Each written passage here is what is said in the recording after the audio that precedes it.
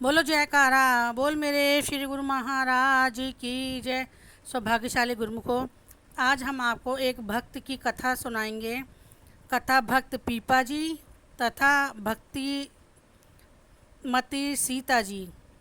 अप्रैल के अंक में लिखा जा चुका है कि राजा पीपा जी राजपाट त्याग कर अपने गुरुदेव श्रीमती रामानंद जी के साथ जाने को तैयार हो गए। जब रानियों को यह समाचार मिला तो रानी हाहाकार मचाने लगी। कुछ देर बाद एक रानी ने कहा, इस तरह रोने से काम नहीं चलेगा, राजा को किसी तरह रोकने का प्रयत्न करना चाहिए।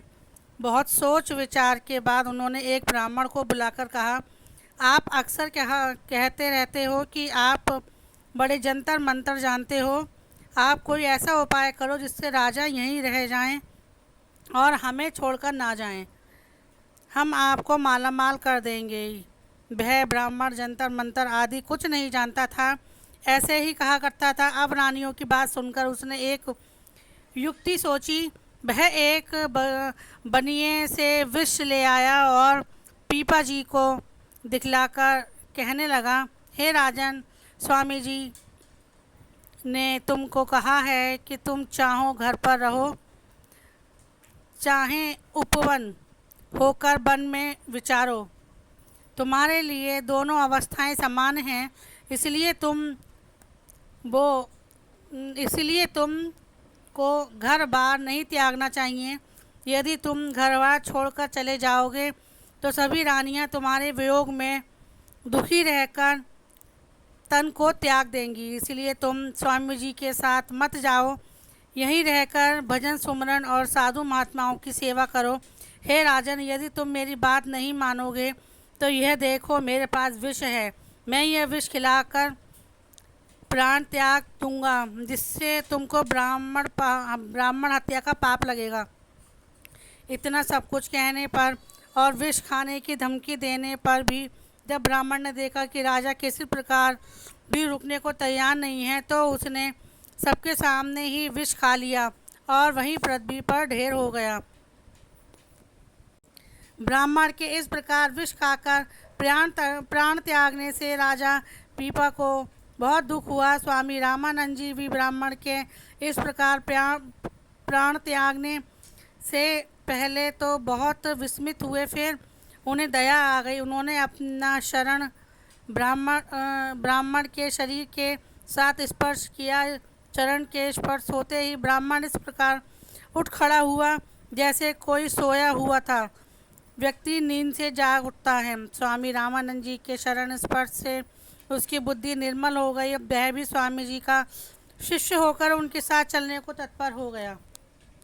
जब पीपा जी की 20 रानियां भी उनके साथ चलने को तत्पर हो गईं।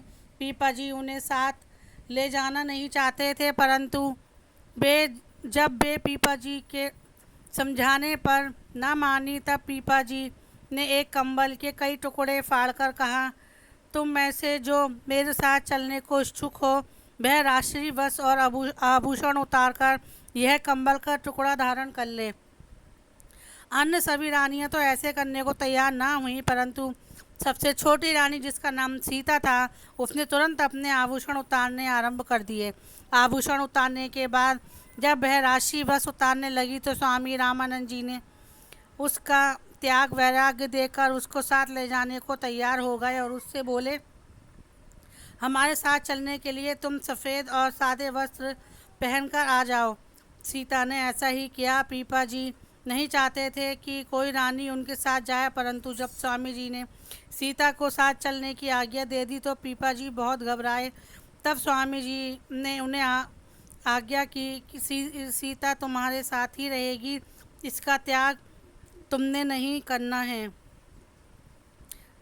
आज्ञा सुनकर पीपा जी चुप हो गए। तब वहाँ से चलकर स्वामी रामानंद जी शिष्यों सहित काशी पहुँचे। कुछ दिन के तत्पश्चात पीपा जी ने स्वामी रामानंद जी के चरणों में विनय की, हे प्रभु, जैसे सूर्य का प्रकाश तो सभी जगह व्यापक है, परंतु रहने का स्थान उसका आकाश है, वैसे ही भगवान वासुदेव भी कदापि सर्वव्यापक हैं, परंतु उन भगवान वासुदेव का निज स्थान कौन सा है? मेरे दिल में उनके साक्षात दर्शन की इच्छा है। जब पीपा जी ने इस प्रकार भगवान वासुदेव का निज स्थान पूछा, तब स्वामी रामानंद जी ने मन में विचार किया कि यह देवी का उपासक रहा है, इससे अभी इसकी वृत्ति सागुण की ओर ही जाती है, निर्गुण में नहीं ठहरती। यह विचार कर वह बोले, पीपा, तिज भगवान वासुदेव के रहने का निज स्थान द्वारिका है, जहाँ वहाँ जा करके तुम उनके दर्शन करो। वासुदेव गुरुदेव के ये वचन सुनकर पीपा जी ने द्वारिका जाकर भगवान वासुदेव के दर्शन करने के लिए उनसे आज्ञा ली और सीता के साथ वहाँ से चल पड़े और द्वारिका जा पहुँचे। वहाँ पहुँचकर वे कई दिन तक नगर में भ्रमण करते रहे, परंतु कहीं भी उन्हें वासुदेव के दर्शन ना हुए। एक दिन वे दोनों समुद्र के किनारे पहुँचे तो क्या देखते हैं कि वहाँ बहुत से लोग पूजा पाठ कर रहे थे। वहाँ एक ब्राह्मण भी पूजा पाठ कर रहा था। पीपा जी ने उसको प्रणाम कर पूछा, ब्राह्मण देवता, जहाँ भगवान वासुदेव साक्षात निवास करते हैं वह द्वारिका कहाँ है? ब्राह्मण सोचने लगा कि ये कैसा व्यक्ति है कि द्वारिका में खड़ा होकर पूछ रहा है कि द्वारिका कहाँ है। फिर उसे ध्यान आया कि कहीं ये उस द्वारिका के विषय में तो नहीं पूछ रहा जो समुद्र में आलोप हो गई थी। यह सोचकर उसने कहा, जहाँ भगवान वासुदेव साक्षात निवास करते हैं वह द्वारिका तो समुद्र के अंदर है। पीपा जी तो भगवान के दर्शन करने के लिए अत्यंत व्याकुल थे। उन्होंने तुरंत समुद्र में छलांग लगा दी। यह देखकर सीता जी भी उनके पीछे समुद्र में कूद पड़ी। यह कौतुक देखकर वहाँ जो अन्य लोग मौजूद थे वे सभी ब्राह्मण को बुरा भला कहने लगे, परंतु अब क्या हो सकता था। उधर जैसे ही पीपा जी और सीता समुद्र में कूदे तो उन्हें एक ऐसा अनुभव हुआ जैसे वहाँ जल का नाम निशान ही ना हो और वे सूखे धरती पर चल रहे हों। भगवान श्री कृष्ण ने दोनों को लाने के लिए अपने सेवक भेजे। पीपा जी और सीता जी द्वारका नगरी की शोभा देखते हुए राजमहल में पहुँचे। वहाँ भगवान श्री कृष्ण और रुक्मणी बने बड़े प्रेम से इनसे मिले। 7 दिन तक दोनों ने वहाँ रहकर भगवान के दर्शन करते रहे।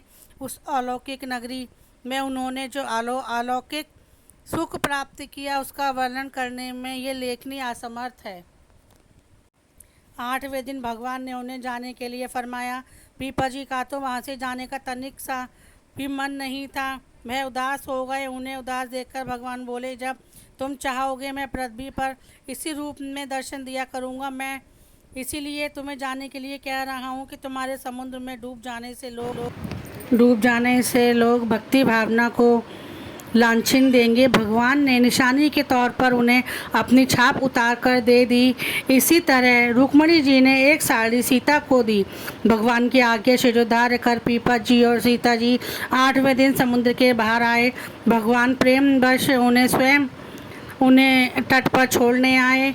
जब वे दोनों समुद्र के बाहर आए और तट पर पहुँचे तो वहाँ उपस्थित अनेक लोगों ने उन्हें समुद्र में से बाहर निकलते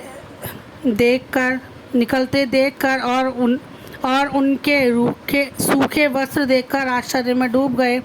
कुछ लोगों ने उन्हें पहचान ही लिया कि ये दोनों तो वही हैं जिन्होंने समुद्र में छलांग मारी थी।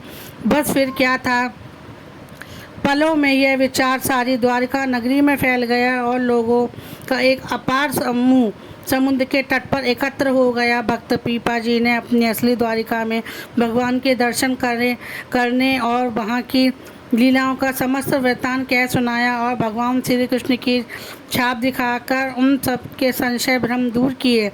सब लोग समझ गए कि ये भगवान के अनन्य प्रेमी हैं। वहाँ उपस्थित सभी लोग उनकी भक्ति की भूरी भूरी प्रशंसा करने लगे। भक्त जी ने यह छाप द्वारका नाथ मंदिर के पुजारी को देते हुए कहा, भगवान की यह छाप देते समय वचन फरमाए थे कि जिस मनुष्य के शरीर के साथ ये छाप स्पर्श कर दी जाएगी उसके समस्त पाप नष्ट हो जाएंगे। बोलो जयकारा बोल मेरे श्री गुरु महाराज की जय।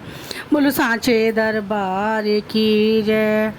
बोलो आनंदपुर वासी भगवान की जय। सभी गुरुमुखों को सा प्रेम जय सच्चिदानंद जी।